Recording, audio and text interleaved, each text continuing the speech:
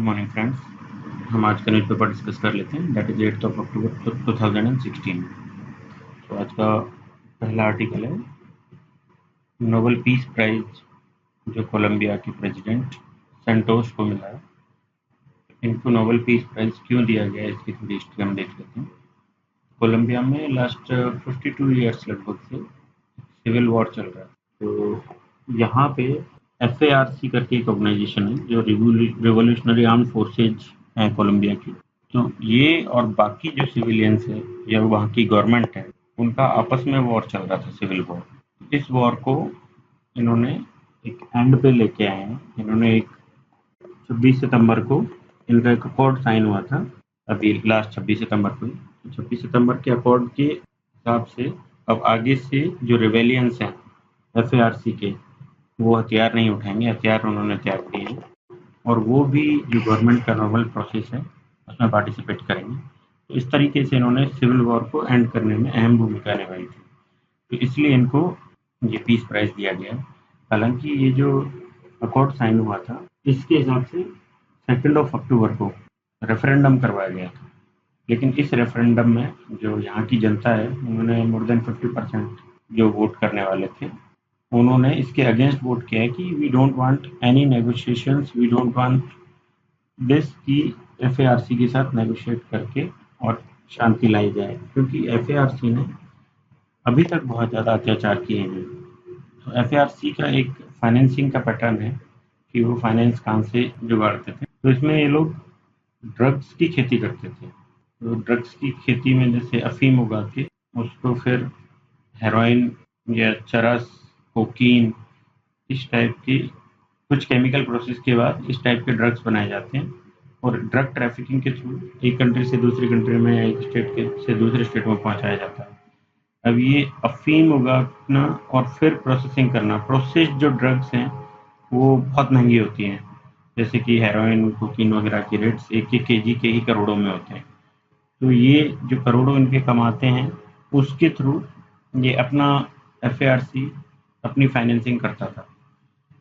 तो इन ड्रग्स से कोलंबिया की यूथ पॉपुलेशन है उनको काफ़ी नुकसान हुआ है। ड्रग्स की आदत पड़ गई, लोगों को लत लग गई है, तो इसलिए लोगों में काफ़ी ज़्यादा इनके खिलाफ एक भावनाएं भरी हुई थी, विरोध था इनके खिलाफ, FARC के खिलाफ। तो इसीलिए रेफरेंडम में जो शांति इनके साथ जो नेगोशिएशन किए गए थे उनको मानने से लोगों ने मना कर दिया, लेकिन फिर भी इनको नोबेल पीस प्राइज दिया गया है। तो इसका क्या रीज़न था? तो नॉर्वे में जो नॉर्वेजियन कमेटी है उसने इनको नोबेल पीस प्राइज इसलिए दिया है कि इनके जो एफर्ट्स थे उन एफर्ट्स से भले ही रेफरेंडम में मना कर दिया गया और लोगों ने इनके साथ शांति बनाने के लिए, इनके साथ मिलकर काम करने के लिए, लेकिन फिर भी FARC ने अब आगे से हथियार उठाने से खुद ही मना कर दिया है कि इसको रीनेगोशिएट किया जाएगा, किस तरीके से काम आगे किया जाए। हथियार किसी चीज़ का कोई सॉल्यूशन नहीं है और ये फैक्ट भी है कि हथियार किसी भी चीज़ का सॉल्यूशन नहीं है। चीज़ों की जब पॉलिटिकल चीज़ें होती हैं तो उनका political will say he, political हिसाब किताब से ही सॉल्यूशन निकाला जा सकता है। जैसे कि हम अपने कश्मीर में ही देख लें, हथियार उठाकर तो हम पिछले 70 साल से काम कर रहे हैं। उधर से आतंकवादियों ने हथियार उठाए हुए हैं, वहाँ के कुछ रेजिडेंट्स जो आतंकवादी गुटों के साथ मिलकर काम करके हथियार उठा लेते हैं, या फिर POK से, या फिर पाकिस्तान ऑर्गेनाइज्ड टेररिज्म जो चल रहा है, वो सब हथियार उठाने का ही एग्जाम्पल है, लेकिन अभी तक 70 साल में उसका कोई सोल्यूशन नहीं निकल पाया है। तो पीस से, शांति से और बातें करके, टॉक से ही किसी ऐसे जो विवाद है उनको सॉल्व किया जा सकता है। तो इसीलिए इनको पीस प्राइज दिया गया है। और दूसरी चीज़ की जो ये कमेटी है, इस कमेटी का मानना है कि पीस नोबेल प्राइज इनको दे दिए जाने से लोगों पे भी थोड़ा सा प्रेशर आएगा, कोलंबिया के लोगों पे, कि the whole world is recognising his contribution towards making peace, तो हम क्यों फिर रेफरेंडम में इनके अगेंस्ट जा रहे हैं। तो इस टाइप की चीज़ें होंगी, इसलिए इनको पीस प्राइज दिया गया है। बाकी आर्टिकल में कुछ दिया गया है कि 3 जो है नोबेल नॉमिनेटेड थे इसके लिए, पीस के लिए। एक था ईरान में, जो ईरान की वेस्ट के साथ न्यूक्लियर डील हुई है जिसमें कि वो न्यूक्लियर बॉम्ब नहीं बनाएंगे, ऐसा उन्होंने डील साइन की है।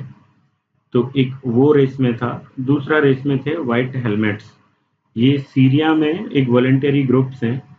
तो ये अलेप्पो सिटी है सीरिया की। अलेप्पो सिटी में या उसके अड़ोस पड़ोस में जो वॉर जोन है, उस जोन में ये वॉलेंटियरली जाके लोगों की हेल्प करते हैं, जो कि वॉर से परेशान, किसी भी तरीके से परेशान लोग हैं वॉर की वजह से, उनको ये लोग हेल्प करते हैं, रिहेबिलिटेशन करते हैं उनका। तो ये तीन नॉमिनेटेड चीज़ों में से, तीन नॉमिनेटेड लोगों में से इन्हीं को पीस प्राइज दिया गया है, क्योंकि इन्होंने एक 52 साल पुरानी लड़ाई को ख़त्म किया है, जो बहुत बड़ी लड़ाई है। और 52 साल पुराना जो लड़ाई है, उसके बाद जो हेट्रेड जनरेट हो जाती है, उस हेट्रेड को ख़त्म करना इटसेल्फ एक बहुत बड़ी विजय है। तो इसलिए इनको नोबेल पीस प्राइज दिया गया है। We should support him for his contribution towards making peace in Colombia. Next हमारा जो आर्टिकल है वो भी नोबेल प्राइज से ही रिलेटेड है। योशिनरी ओशुमी, इनको नोबेल प्राइज दिया गया है बायोलॉजी की फील्ड में। और इनको जो नोबेल मिला है वो ऑटोफैगी, एक टर्म है। ऑटोफैगी एक प्रोसेस है जो कि फंडामेंटल प्रोसेस है डिग्रेडिंग और रिसाइकलिंग ऑफ सेलुलर कंपोनेंट्स, उसके लिए इनको नोबेल प्राइज दिया गया है बायोलॉजी की फील्ड में। लेकिन हम इस आर्टिकल को बहुत ज़्यादा डिस्कस नहीं करेंगे, क्योंकि पिछले 8-10 साल के पेपर्स तो मैं देखता हूँ कि कभी नोबेल प्राइजेस की टेक्नोलॉजी से कोई क्वेश्चन यूपीएससी नहीं पूछती है। और इनफैक्ट 2012 कहा जाए, उसके बाद से तो यूपीएससी डायरेक्ट कोई ऐसी टेक्नोलॉजीज भी नहीं पूछती है, एटलीस्ट मेंस में। मेंस में वो साइंस एंड टेक के कोई क्वेश्चंस पूछती है तो वो रिलेटेड होते हैं सोसाइटी से किसी ना किसी तरीके से। वो सोशल कॉजेज में क्या फ़ायदा हो रहा है, सोसाइटी को उससे क्या फ़ायदा मिलेगा, उस तरीके की चीज़ें ही यूपीएससी पूछ रही है। तो हम इसको बहुत ज़्यादा डिस्कस नहीं करेंगे। Now next article Mahatma Gandhi से रिलेटेड है। महात्मा गांधी जब अफ्रीका में थे, तो अफ्रीका में उन्होंने जो जो काम किए और जिस तरीके से काम किया, उससे रिलेटेड आर्टिकल है। तो घाना में अभी थोड़े दिन पहले हमारे प्रेसिडेंट गए थे। प्रेसिडेंट वहाँ पे एक यूनिवर्सिटी में अनवील करके आए थे गांधी जी की प्रतिमा को, गांधी जी के स्टैचू को। तो उस स्टैचू को वहाँ पे अनवील करने के बाद वहाँ की यूनिवर्सिटी जो है, वो यूनिवर्सिटी और अदर यूनिवर्सिटीज़ के स्टूडेंट्स, टीचर्स, बहुत सारे लोग, उन्होंने एक कैंपेन स्टार्ट की कि गांधी जी रेसिस्ट थे। वो कॉलोनियल जो पावर्स थी, ब्रिटेन वगैरह, उनकी हेल्प करते थे, उन्हीं की साइड से थे। और उन्होंने कभी भी अफ्रीकन्स के लिए कोई अच्छा काम नहीं किया। तो ये स्टैचू हम यहाँ नहीं रहने देंगे, इसे हटाया जाए। तो अभी घाना की गवर्नमेंट ने डिसीजन लिया है कहीं इसको और दूसरी जगह मूव करने का, उस यूनिवर्सिटी से हटा के। तो ये क्यों हो रहा है और इसके पीछे क्या रीजंस है, क्या गांधी जी की अफ्रीका में यात्रा रही, किस तरीके से उन्होंने काम किया, इस पर थोड़ा सा हम देख लेते हैं। तो गांधी जी 1870 में गांधी जी पैदा हुए थे। फिर ये लंदन गए पढ़ने के लिए, बैरिस्टरी करने के लिए। एंड देन उसके बाद एक केस था जो कि वहाँ के अपने मर्चेंट्स थे, मेमन मर्चेंट्स, उनका एक केस लड़ने के लिए ये अफ्रीका चले गए थे, क्योंकि यहाँ पे इंडिया में इनका कोई अच्छे से चल नहीं रही थी वकीलगिरी। तो ये वहाँ चले गए थे। गांधी जी ने वहाँ जाके उस केस की शुरुआत की और फिर एक जगह ट्रेवल कर रहे थे, डरबन टू प्रिटोरियो। वहाँ गांधी जी को ट्रेन से उतार दिया गया। ये बहुत छोटी एज में वहाँ पे गए थे, 24 ईयर्स की एज में। तो इनको थोड़ा-सा समझ में आया कि अंग्रेज हमारे खिलाफ हैं, वो लोग रेसिस्ट हैं, वो हम लोग को ठीक से ट्रीट नहीं करते, तो ये सारी चीज़ें स्टार्ट हुई।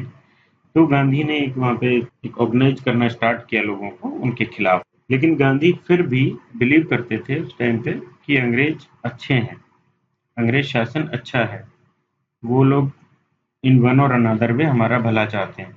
तो ये थॉट्स उनके होने की वजह से उन्होंने, बोअर वॉर हुआ था वहाँ पे, ये गोल्ड रिच एरिया है।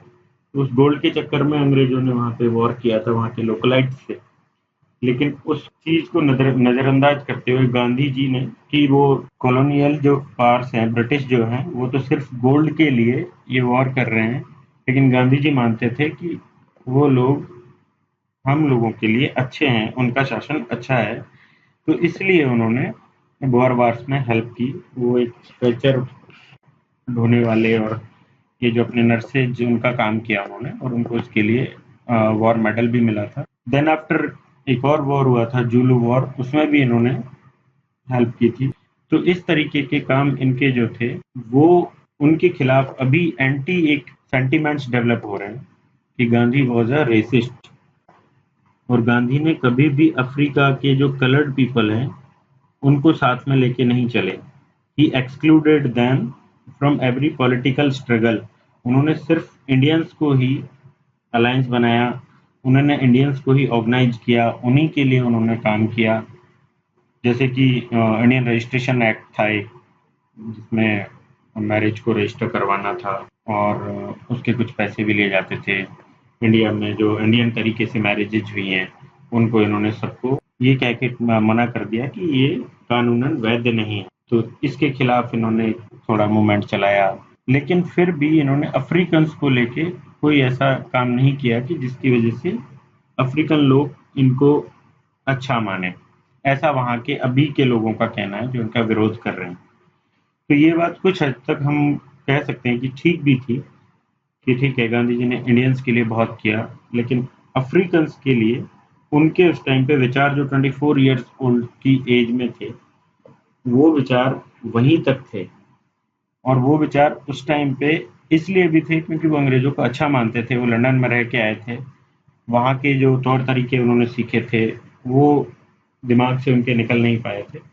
लेकिन जब इतना सारा काम अफ्रीका में किया और इंडिया में आके उन्होंने चीज़ें फेस की कि इंडिया में कैसे ऑप्रेस्ड हम हैं, अंग्रेज हमको किस तरीके से परेशान कर रहे हैं, कैसे वो हमारे इकोनॉमिक रिसोर्सेज को लूट रहे हैं और सिर्फ उनका जो पर्पज है वो इकोनॉमिक रिसोर्सेज को लूटना ही है, मर्केंटलिज्म ही उनका पर्पज है। तो इस टाइप की चीज़ें जब निकल के सामने आई, गांधी को ये सब समझ में आया, तब उनमें एक रिफॉर्म्स आए। तो इसके लिए राइटर कहती हैं कि रिफॉर्म्स में टेक टाइम। ये ऐसा नहीं है कि लाइफ जब किसी इंसान की स्टार्ट होती है तो उस टाइम से ही उसके विचार सेम हो। इसमें कुछ एग्जांपल्स दिए गए हैं, जैसे मार्क्स है, कार्ल मार्क्स, उनके थॉट्स भी लेटर एज में चेंज हुए थे। लगे रहो मुन्ना भाई में जैसे दिखाया था कि मुन्ना भाई के थॉट्स चेंज हो जाते हैं। तो इस तरीके की चीज़ें हैं, तो वो सारी चीज़ें विद द टाइम चेंज होती है। इस टाइप से इस लेखिका ने गांधी जी को सही प्रूव करने की कोशिश की है कि उस टाइम पे भले ही उनकी इतनी मैच्योरिटी नहीं थी, वो यंग एज थी, मैच्योर गांधी में और यंग गांधी में काफ़ी ज़्यादा डिफरेंस है। तो इसलिए गांधी को गलत ठहराया जाना एकदम आउटराइटली ठीक नहीं है, इस तरीके से लेखिका कहती हैं।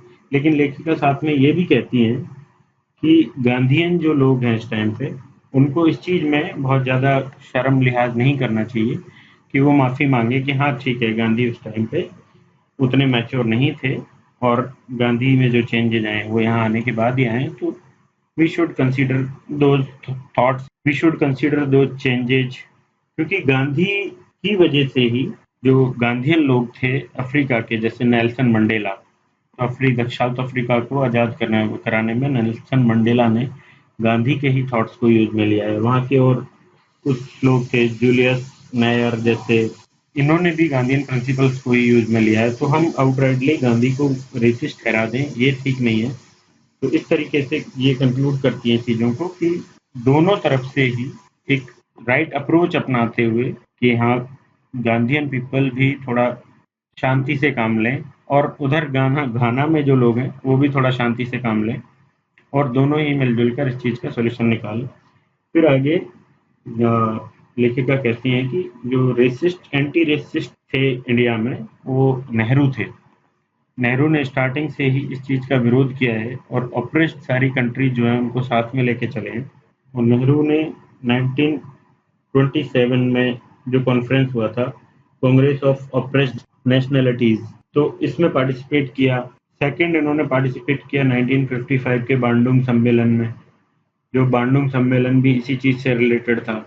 तो 1927 एंड 1955 इन दोनों सम्मेलन से निकल के आया नैन, क्योंकि थर्ड वर्ल्ड कंट्रीज को सबको एक साथ लेकर एक यूनियन बना था। तो इस चीज़ की नैन की हम बारे में कल हम बात कर चुके हैं।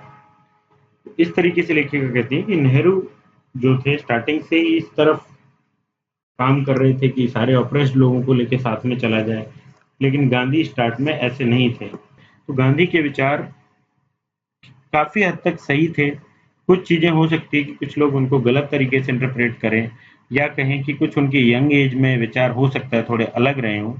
तो सिर्फ उन चीज़ों के लिए, उनकी यंग एज के लिए इस तरीके के रिएक्शंस ठीक नहीं है। इसलिए हमें शांति से इस चीज़ को सॉल्व करना चाहिए। इस तरीके से लेखिका को कंक्लूड कर। नेक्स्ट आर्टिकल देखते हैं। नेक्स्ट आर्टिकल हमारा यूथनेशिया से रिलेटेड है। तो यूथनेशिया से रिलेटेड इस आर्टिकल में बहुत ज़्यादा काम का आर्टिकल नहीं है, लेकिन जो एक जनरल क्वेश्चन है कि यूथनेशिया जो है वो अलाउड होना चाहिए, नहीं होना चाहिए, तो ये एक क्वेश्चन पूछा जा सकता है, यूपीएससी पूछ सकती है इस क्वेश्चन को कि किस यूथनेशिया, जैसे यू टाइप, दो टाइप का होता है, पैसिव यूथनेशिया और एक्टिव यूथनेशिया, तो इसमें से कौन सा अलाउड हो, कौन सा अलाउड नहीं हो, किसके क्या क्या नुकसान है, किसके क्या क्या फ़ायदे हैं, बेनिफिट्स और लॉस दोनों हम लोग देख लेंगे। और जैसे हमारे इंडिया में पैसिव यूथनेशिया को अलाउ किया गया है, जबकि एक्टिव यूथनेशिया को मना कर दिया गया है। सुप्रीम कोर्ट ने हमारे एक डिसीजन आया था पुराना, जिसमें पैसिव यूथनेशिया, जिसमें कि ये होता है कि मरीज यदि बहुत सालों से बीमार है तो उसको जो दवाइयाँ दी जा रही है या फिर उसको आईसीयू में रखा जा रहा है तो वो बंद कर दिया जाता है, फिर नेचुरल डेथ उसकी हो जाती है धीरे धीरे। तो इस तरीके से पैसिव यूथनेशिया को अलाउ किया गया है, जबकि एक्टिव यूथनेशिया में ये होता है कि ज़्यादा पेन वाली कोई बीमारी है तो डॉक्टर असिस्टेड जो यूथनेशिया होता है इसमें, तो इसमें वो इंजेक्शंस वगैरह दे के मरीज को मार दिया जाता है। तो active euthanasia is not allowed in India, passive euthanasia is allowed. तो ये क्वेश्चन बन जाता है कि कौन सा कैसे अलाउड है, क्या होना चाहिए, क्या नहीं होना चाहिए, सुप्रीम कोर्ट का क्या वर्डिक्ट आया, तो इस तरीके के क्वेश्चन इस पे बन सकता है। बाकी ये आर्टिकल उसमें जो बताया गया वो बहुत ज़्यादा काम का नहीं है। नेक्स्ट आर्टिकल हम देखते हैं, ये है एनजीटी, नेशनल ग्रीन ट्रिब्यूनल। इसने स्टेट ट्रांसपोर्ट की जो बसेज हैं उनमें सीएनजी इम्प्लीमेंट करने के लिए कहा है कि सीएनजी इंट्रोड्यूस करो उसमें, अदरवाइज हम आपका ट्रांसपोर्ट रोक देंगे। तो ये आर्टिकल हमारे लिए कैसे यूजफुल है कि एक जुडिशियल एक्टिविज्म होता है, जुडिशियल एक्टिविज्म के तहत सीएनजी को दिल्ली हाई कोर्ट ने इम्प्लीमेंट करवाया था। हालांकि उस टाइम पे सिचुएशन ये थी कि दिल्ली में सिर्फ 3 या 4 सीएनजी पंप्स थे, फिलिंग पंप्स, लेकिन फिर भी दिल्ली हाई कोर्ट ने ऑर्डर दिया कि within this time frame you have to implement our orders, otherwise we will take strict action against you. तो इसी तरह का काम अभी एनजीटी कर रहा है। तो एनजीटी भी एक ट्रिब्यूनल है जो कि जुडिशियल पावर्स जिसके पास होती हैं। ट्रिब्यूनल सिस्टम जो है वो फ्रांस से लिया गया है। तो ये एनजीटी का जो काम है वो एक तरीके से देखा जाए तो ये भी ज़्यादा जल्दबाजी का है, क्योंकि अभी स्टेट्स में सीएनजी फिलिंग स्टेशंस बहुत कम है। दिल्ली में फिर भी अभी काफ़ी ज़्यादा हो गए, लेकिन स्टेट्स में नहीं है। तो एनजीटी को उनको एक टाइम फ्रेम देना चाहिए, जैसे कि दिल्ली हाई कोर्ट ने हालांकि बार बार टाइम फ्रेम दिया था उनको, फिर भी दिल्ली गवर्नमेंट इम्प्लीमेंट नहीं कर रही थी, तो फाइनली दिल्ली हाई कोर्ट को स्ट्रिक्ट ऑर्डर्स देने पड़े थे कि इस टाइम में ही आप करो। तो एनजीटी के साथ भी सेम ही चीज़ है। हालांकि ये ज़रूरी है कि इम्प्लीमेंट करवाया जाए, लेकिन उसकी टेक्निकलिटीज़ में जाके ही इस तरीके की बातें की जाए तो ज़्यादा बेटर है, क्योंकि इंटरफेरेंस इन अदर्स पावर्स जैसे कि एग्जीक्यूटिव, लेजिस्लेटिव और जुडिशियरी, इन तीनों को हमने डिवाइड किया है। तो शक्ति पृथक्करण का सिद्धांत हम यूज में लेते हैं विद चेक एंड बैलेंस, शक्ति संतुलन। तो एक दूसरे की पावर्स में ज़्यादा इंटरफेयर ना करें और ज़रूरत पड़ने पे इंटरफेयर करें, इतना ही ज़रूरी है। फिर नेक्स्ट आर्टिकल हम देखते हैं, ये लॉ कमीशन का है। लॉ कमीशन ने जो अपना यूनिफॉर्म सिविल कोड है, uniform civil code article 45 of constitution में यूनिफॉर्म सिविल कोड बनाने की बात की गई है।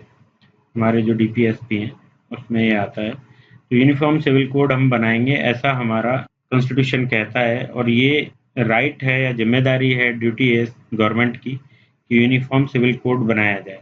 तो इसके लिए लॉ कमीशन ने पब्लिक ओपिनियन मांगी है, यूनिफॉर्म सिविल कोड किस टाइप का हो, कैसे इम्प्लीमेंट किया जाए वगैरह टाइप की। तो यूनिफॉर्म सिविल कोड ये बहुत ज़्यादा हमारे लिए इम्पोर्टेंट नहीं है, लेकिन हमारे लिए वो इम्पोर्टेंट है कि यूनिफॉर्म सिविल कोड क्या बनाया जाए इंडिया में या नहीं बनाया जाए, क्योंकि इंडिया बहुत ही डाइवर्स कंट्री है। जैसे इंडिया में देखें तो हिंदूज का एक मैरिज एक्ट है, मुस्लिम्स का एक अपना तरीका है मैरिज का, और सिख, क्रिश्चियंस, बहुत सारे रिलीजन्स हैं, उनके सबके अपने अपने तरीके हैं। तो हिंदूज के जो मैरिज के तरीके हैं, लॉज हैं, वो मुस्लिम्स पे अप्लाई किए जाएं तो वो पॉसिबल नहीं है। तो इसी तरीके से ये सिविल कोड हर किसी पे इक्वली इम्प्लीमेंट हो, हर कोई इसको इक्वली माने, ये काफ़ी मुश्किल काम है क्योंकि इंडिया बहुत ज़्यादा डाइवर्स कंट्री है। तो इस डाइवर्सिटी के साथ किस टाइप का एक सिविल कोड बनाया जाए, यूनिफॉर्म सिविल कोड बनाया जाए, तो वो एक बहुत बड़ी बहस है। शाहबानो का केस था, तो शाहबानो का केस तलाक से रिलेटेड था। शाहबानो को तलाक के बाद कंपनसेशन नहीं मिल रहा था। तो मुस्लिम्स में एक प्रथा है कि शादी के टाइम पे ही एक हर्जाना दिया जाता है लड़की को, लेकिन तलाक के बाद कोई कंपनसेशन उसे नहीं दिया जाता है। तो ये जो हर्जाना दिया जाता है उसको मेहर बोलते हैं। लेकिन शाहबानो को तलाक के बाद जो कंपनसेशन मिलना चाहिए, जो कि इंडियन रूल्स में है, इंडियन लॉज में है, नियम कानूनों में है, वो नहीं मिल रहा था। तो ये केस काफ़ी हाईलाइट हुआ था और फाइनली इस केस में सेंट्रल गवर्नमेंट ने ड्रॉबैक कर लिया था और ये केस वहीं ड्रॉप आउट करना पड़ा था। तो इस तरीके से यूनिफॉर्म सिविल कोड बनाना इज़ फाइन, ज़रूरी भी है, बनाना भी चाहिए, लेकिन किस तरीके का बनाया जाए वो एक मेन इम्पोर्टेंट मुद्दा है, वो एक इम्पोर्टेंट बहस है। साथ में मैंने ये आर्टिकल भी रखा है जो हाजी अली और सबरीमाला को इक्वलाइज किया है सुप्रीम कोर्ट ने, कि हाजी अली में भी औरतों को एंट्री और मतलब अपना पूजा करने के लिए अलाउ किया है, ऐसे ही सबरीमाला में भी किया था। तो ये भी एक यूनिफॉर्म सिविल कोड की तरफ ही हम बढ़ रहे हैं। ये जो बहस चली आ रही थी यूनिफॉर्म सिविल कोड की, उसका एक रास्ता निकाला गया था 60s के डिकेड में कि एक-एक करके लॉज को इम्प्लीमेंट किया जाए, क्योंकि डायरेक्ट एक यूनिफॉर्म सिविल कोड की बात करते ही इसका बहुत ज़्यादा विरोध होने लगता है। तो इसलिए एक-एक करके लॉज को इम्प्लीमेंट किया जाए और वो अपने आप ही एक सिविल कोड बन जाएगा। तो वही फाइनली इस चीज़ का बेस्ट तरीका है। और नेक्स्ट आर्टिकल हम अपना देख लेते हैं। तो ये जीएम क्रॉप से रिलेटेड है कि जीएम क्रॉप्स अलाउड हों नहीं हो, इस तरीके की एक बहस है जो काफ़ी दिनों से चली आ रही है और इस पे क्वेश्चंस ऑलरेडी यूपीएससी एक दो बार पूछ भी चुकी है, आगे भी पूछ सकती है। तो इसमें फाइनली चीज़ें जो है, जैसे अभी नीतीश कुमार मना कर रहे हैं कि जीएम क्रॉप्स क्लियरेंस ना दो, पीएम से वो रिक्वेस्ट कर रहे हैं। तो इस तरह की चीज़ें बहुत दिन से चल रही हैं। इसमें एक बैलेंस्ड आंसर हमको लिखना चाहिए कि ठीक है, जीएम क्रॉप्स नीड है फ्यूचर की, लेकिन प्रेजेंट में हमारे पास इनफ फूड है। हम इवन मतलब कि जो हमारा एफसीआई है, वो एफसीआई जो फूड को सड़ने से भी नहीं बचा पाता है, इतना ज़्यादा हम फूड प्रोड्यूस करते हैं। तो फर्स्ट ऑफ ऑल हम एफसीआई में रिफॉर्म्स लाके उस फूड को ही बचा लें, वो हमारी प्रायोरिटी होनी चाहिए, ना कि जीएम क्रॉप्स को इंट्रोड्यूस करना, क्योंकि जीएम क्रॉप्स के फ़ायदे और नुकसान दोनों हैं। और जीएम क्रॉप्स अभी तक इतने बहुत ज़्यादा इन पे प्रैक्टिकल्स नहीं किए गए हैं, बहुत ज़्यादा साइंटिफिकली प्रूवन नहीं है कि इनके कोई नुकसान ही होंगे ही नहीं। जैसे कि कपास को इंट्रोड्यूस किया गया था, तो कपास को इंट्रोड्यूस करने के बाद काफ़ी सारे जो कीट पतंगे हैं वो इसकी वजह से मरने लग गए। ज़मीन में ये कह के कपास को इंट्रोड्यूस किया गया था कि कम पानी की ज़रूरत होगी, लेकिन उसका उल्टा ही इफ़ेक्ट बाद में देखा जाने लगा कि कपास को ज़्यादा पानी की ज़रूरत पड़ने लगी। तो इस तरीके की चीज़ें, तो पहले इसको प्रैक्टिकली टेस्ट करना ज़्यादा ज़रूरी है और ये भी टेस्टिंग फेज में है। तो इसलिए इसको अभी इंट्रोड्यूस ना करके, हाँ, ये हो सकता है कि जो फूड आइटम्स हैं, उनके अलावा जो आइटम्स हैं, उनमें फिर भी थोड़ा बाहर के जो टेस्टिंग्स की गई है, उनके आधार पे हम डिसीजन ले सकते हैं। लेकिन फूड आइटम्स पे क्या जेनेटिक चेंजेज हो जाएंगे इनसे, वो हम नहीं जानते हैं, क्या म्यूटेशंस होंगे वो हम नहीं जानते हैं। तो इसलिए थोड़ा इंतजार करना ज़्यादा ज़रूरी है, हाथों हाथ इसको इम्प्लीमेंट करने की बजाय। नेक्स्ट हम देखते हैं कि एक दलित को उत्तराखंड में मार दिया गया है, फ्लोर मिल में। फ्लोर मिल में एंट्री करने के लिए दलित को मार दिया गया। तो ये हम एज एन एग्जाम्पल, सोशियोलॉजी का यदि कोई क्वेश्चन आता है तो फर्स्ट पेपर में GS1 में हमारे आते हैं, तो इस तरीके के एग्जाम्पल्स हम कोट कर सकते हैं कि अपर कास्ट के लोग दलित से उनको कैसे एट्रोसिटीज उनके साथ होती हैं। कुछ एग्जाम्पल्स कहाँ हमको देखने मिलते हैं, जैसे यूपी में एक एग्जाम्पल देखने को मिला था दलित लड़कियों का रेप और मर्डर। फिर हमें जैसे पूरा महाराष्ट्र में एक मूवमेंट उठ खड़ा हुआ है। नेक्स्ट देखते हैं हम, तो अभी ये उत्तराखंड की हम बात करें तो इस तरीके की चीज़ें, और एक जो एट्रोसिटीज़ एक्ट को ख़त्म करने वाली बहस भी एक चल रही है कि एट्रोसिटीज़ एक्ट का गलत इस्तेमाल किया जा रहा है, तो उसे ख़त्म किया जाए। तो इन तरह की चीज़ों में हम ऐसे एग्जाम्पल्स डाल सकते हैं, और एग्जाम्पल्स हमारे लिए बहुत ज़्यादा बेनिफिशियल रहेंगे, ऐसा मेरा पर्सनली मानना है, क्योंकि आंसर हर कोई लिखता है।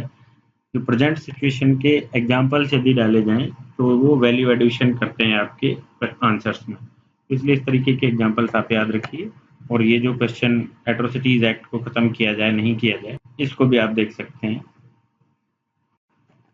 नेक्स्ट आर्टिकल हमारा, ये 2 न्यूज़ हैं बस, कि डिमोरलाइजिंग आर्मी, ये राहुल का जो स्टेटमेंट कल हमने बात की थी, तो कल हमने बोला भी था कि इस तरीके के स्टेटमेंट डिमोरलाइज करते हैं, तो अभी बीजेपी भी इस तरह के इल्ज़ाम लगा रही है। हालांकि बीजेपी के लीडर्स भी ऐसे काम कर रहे हैं जो कि कंट्री में हार्मोनी बनाए रखने के लिए, सोसाइटी में एक अच्छे विचार इंट्रोड्यूस करने के लिए ठीक नहीं है।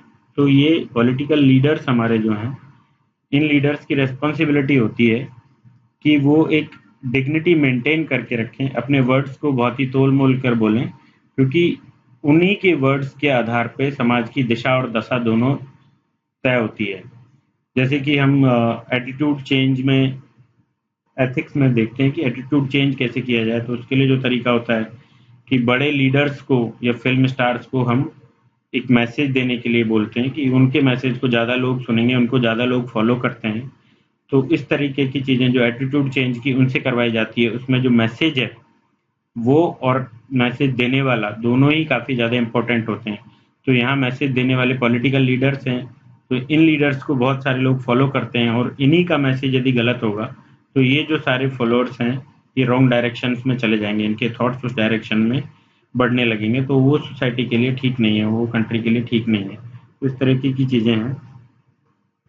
नेक्स्ट हम देखते हैं कि इलेक्शन कमीशन ने पॉलिटिकल पार्टीज़ को, पब्लिक स्पेस को और पब्लिक फंड को अपने जो पॉलिटिकल सिंबल्स हैं, उनको प्रचार-प्रसार करने में, यूज़ में लेने से बैन कर दिया है। तो हाई कोर्ट में एक केस पेंडिंग था, उस हाई कोर्ट के केस का 7 जुलाई को डिसीजन आया है, जिसमें कि बहुजन समाज पार्टी के अगेंस्ट एक केस था। कॉमन कॉज जो अपनी एक एनजीओ है, इस एनजीओ ने केस किया था अगेंस्ट बहुजन समाज पार्टी। तो ये जो केस था, इसके डिसीजन में हाई कोर्ट ने बोला है कि इस तरीके से जो पॉलिटिकल पार्टीज हैं, they can't use public funds, public government machineries and public space की अपने सिंबल्स जो हैं, जैसे कि किसी भी पार्टी का हम देख ले, कांग्रेस का हाथ है, बीजेपी का कमल है, तो इस तरीके की चीज़ें जो उनके सिंबल्स हैं, या फिर उनके फ्लैग्स हैं, या फिर उनके कोई पॉलिटिकल लीडर्स हैं, उनको फेमस करने के लिए, उनका प्रचार प्रसार करने के लिए पब्लिक फंड्स, गवर्नमेंट मशीनरी और पब्लिक स्पेस को यूज़ नहीं कर सकते। तो ये हमारे लिए इम्पोर्टेंट इसलिए है क्योंकि चुनाव सुधार जो है हमारे सिलेबस का एक इम्पोर्टेंट हिस्सा है। तो चुनाव सुधार में यदि कोई क्वेश्चन आता है, तो इस चीज़ को हम हाईकोर्ट के डिसीजन के साथ हम डाल सकते हैं। नेक्स्ट, ओके, आज के आर्टिकल्स इतने ही थे। So thank you for patient listening. Thank you very much.